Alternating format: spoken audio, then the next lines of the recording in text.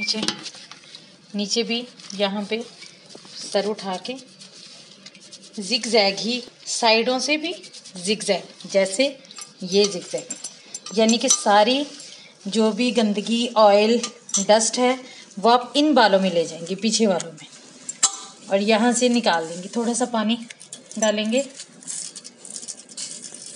इसका शॉवर का मुंह पीछे की तरफ ही रखा जाएगा।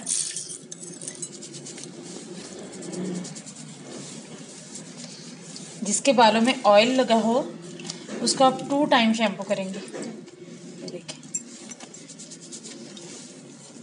वैसे तो इंशाल्लाह एक ही बार में, जिस तरीके से ये हेयर वॉश हो रहा है, एक ही बार में यहाँ से भी बड़ा सॉफ्टली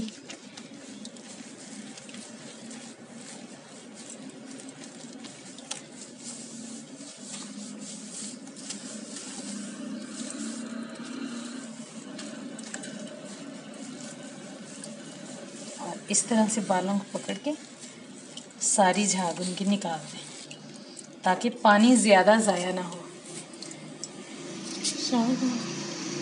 सेंड करो।